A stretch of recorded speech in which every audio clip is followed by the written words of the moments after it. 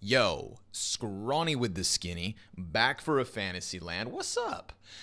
Sorry I left you guys out in the cold last week. Ooh, I did it, didn't I? I did not post the video for the Espoo Finland event because I was home for a day, all right, between Blastfall Finals and the Esports Awards. So I just had other things to do. I'm sorry. I hope you can forgive me. I hope that your teams aren't in shambles because of the lack of the fantasy content. I really, it's been weighing on me so heavily each and every day. And that's why I'm back home again for one day again before I head out to my next event. And I couldn't do it twice. All right. I couldn't do it twice. So here's your video, folks. Here it is. We're going to talk about BetBoom Dacha 2023. Now, this is what my Espoo team ends up looking like. Yimpat, Shui, Diha, Madden, Cello. I got scared last second. I'm not going to lie, okay? I had Quesarado, Cello, Madden. Could have been a really sick way to score a bunch of points, very much needed at the end of this season, as I have slowly been falling out of first all the way down to fifth place. So I need to get back up there, and it looks like at the moment I still have Cello in the grand finals. If he doesn't lose too many points to Apex, I'm sitting somewhere around top 26, looking like 10 points or so, right? And let that be a lesson. Don't change last minute. If you have a hunch, follow it, okay? Quesarado for I think 206,000. What was I thinking taking Diha instead? Here's what the leaderboard looks like. Maniac is untouchable. Do not consider him on the leaderboard. First is already done, okay? This is the leaderboard. This is what it actually looks like. This is what we're shooting for. P2 has left himself vulnerable, as has Prof and Maui, for me to recover some ground off of this event. With 10 points, I shoot to 166, putting me within striking distance of the Spaniard, getting Prof back out of third. Maui, we have to beat Maui Snake. I have one goal now. It's to beat Maui Snake. It's not bad blood. All right. It's not one of my. It's not a toxic relationship or competition between him and I. But I just can't let Maui pass me. All right. I remember the days when I was trying to give this guy tips and tricks, and now Maui Snake is rising through the leaderboard like some kind of hot shot, looking to take over fantasy. Not gonna happen on my watch. Maui, sit down. So we got to finish strong, right? 2 events left. I'll take second.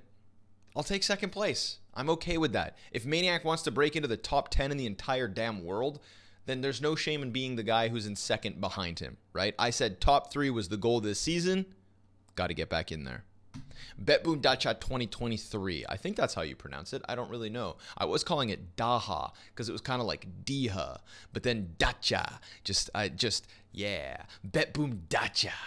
It sounds saucy, it's spicy, and this event is pretty interesting. We've got a bunch of CIS teams, and we have Astralis. This is the debut for the new Astralis roster. Stown and Jabby have betrayed Cadian. And now they are here with Blame F and Device. Honestly, I can't think of a roster that I'm as hyped for their debut since Cloud9, when Perfecto and Electronic decided to leave Navi. So I'm very hyped for this Astralis, but they're in a hell of a difficult group. VP have looked good lately. Furia suddenly after Espoo, you don't even know where to place them. Donk is in the group. God have mercy on their souls if you have to play against Donk. All right. Meanwhile, I think Cloud9 will be the pretty much favorites for this other side. They open up versus, what are the opening games actually? Let's take a look. Right. Gamer Legion. Now, I think Cloud9 clear this. I think Cloud9 take this top of the group. I think Cloud9 are the safe bet of the event. I think you should have 2 Cloud9 players. It's just a matter of who, all right? I have most of my faith in Cloud9. And then secondly in this group, I put more faith in Gamer Legion than BetBoom, actually. I think Snacks is doing a great job of getting better performances out of Kiosk. His in-game leadership and experience has definitely been enough to bank on. He was even the highest rated player for GL at Espoo. So Gamer Legion's got a few legs underneath him. MIBR could be a sleeper. BetBoom could be a sleeper, but I think it's Cloud9 1, Gamer Legion 2. In the other group, I'm thinking it's between Astralis and Virtus Pro, honestly. And I think it's whoever wins that opening game is the team that's going to obviously top the group. I don't think Furia or Spirit will have what it takes to stop VP or Astralis. But that's me operating under the assumption that Astralis are going to look good the moment they hit the ground. And I think Stown and Jabby have a ton to prove. But pound for pound, they are just straight up improvements over Buzz and over Borup, right? Borup was what was causing this team to truly struggle. Stare didn't really give much either. Now, however, the fact that Stare is the anchor, I mean, if Stare is your 5th best player, we're working with something, right? I think Stown is criminally underrated and priced at the moment within this lineup, and Device just had a really good fall finals. So let's see what BlameF can make do with. Furia, I don't know where to place them. I'm keeping a close eye on the SPU event because you never know what pieces will change. If they just blow Apex out of the water, maybe we have to reevaluate our draft. Cloud9 1, Gamer Legion 2, BetBoom 3, MIBR 4.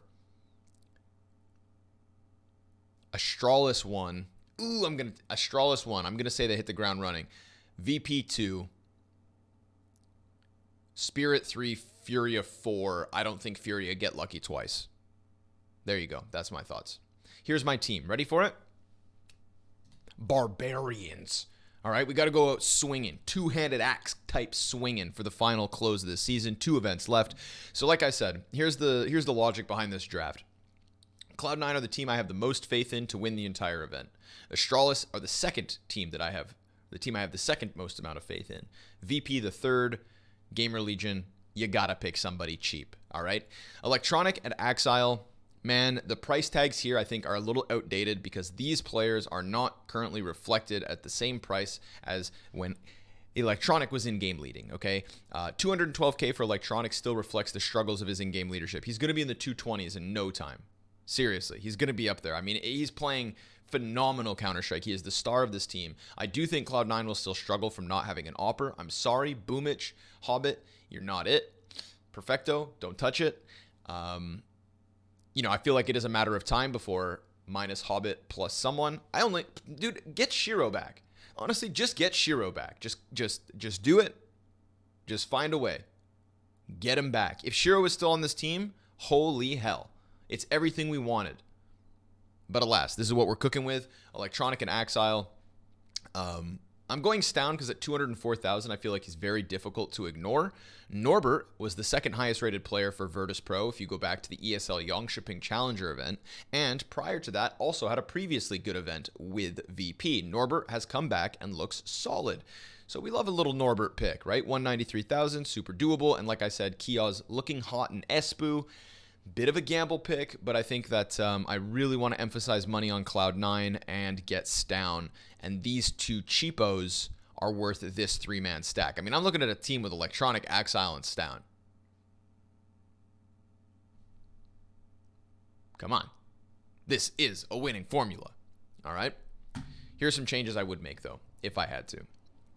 So Cloud9, again, Electronic, Axile, that's who I'm taking. $3,000 less if you need it. If you're really looking to squeeze, then Axile hasn't been that much better than Perfecto in the last month.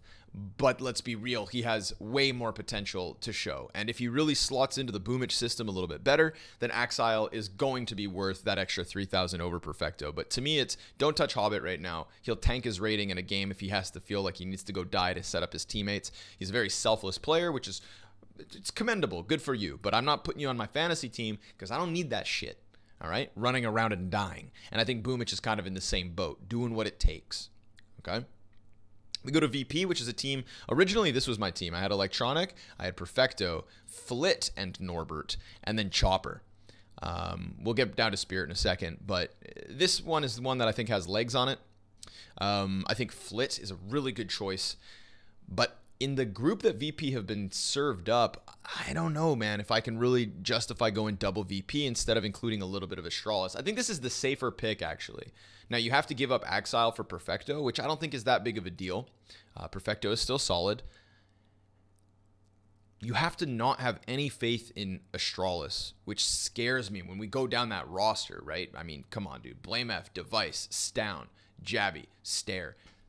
Oh, there's a chance that just has fireworks out of the gate. And Virtus Pro, when they went to Yongshipping, didn't win. I thought they would have been favorites to win the entire event, and I think they finished 3rd, 4th. So, yeah, VP just with like a little off event. I don't know if it's enough to write them fully off, but that is why I did indeed drop Flit. I still want to conclude a little VP, and I think Norbert is the guy to go with. And Chopper, dude, Chopper can tank you if you're not careful. So that is why we still ended up with emphasis on Cloud9. with a little bit of stown. But alas, Gamer Legion, not enough faith in this team. Even though, again, I think they'll take second in the group, not enough faith in this team to really put real money on it. BetBoom would be the other team there. Zorte at 206, I think, is worth something. But, I mean, I don't know enough about Danitz. I don't think Nafany's going to have another event like he did at Sydney. I think that was him really trying to prove his worth. Siren is supposed to be the second best player on this team right now, and I'm sorry, if Siren is Zorte's right-hand man, there's just not enough. There's just not enough here for me to have faith in BetBoom. Fallen and Co. I mean, Art's the new in-game leader. There's just too many moving pieces. So it's really Spirit that I'm not including that I think maybe could catch some people off. But I went heavy on Spirit with the online events where they're supposed to farm, and Donk is way too expensive. I'm sorry. Art Frost would have been a pick, but I think that, again, with this new Astralis lineup or this VP team, this has to be your second, or one of these two teams has to be your second bet alongside Cloud9. It feels like safe bet Cloud9, VP or Astralis, pick your poison. And in this case, I'm picking more poison from the Danish waters. So, those are my thoughts. Price tags? Hold on. Last thoughts. Any prices that are, again, Stown at 205. Doesn't feel like I can ignore that. Jabby, he's cheap at the moment, but I don't know what we're going to get out of Jabby, right? Between Jabby and Stown, I mean, look at this trio, dude. These three players are on the same team. Astralis, dude. They may have just figured it out. Cello 189, Art 191. Art is the second highest rated player behind Quesarado at Espo. So again, we need to keep our eyes close on Furia in the next 24 hours and then check my Twitter to see which roster I lock in for sure. Best of luck out there. 2 events left, folks. Get your points in. Peace.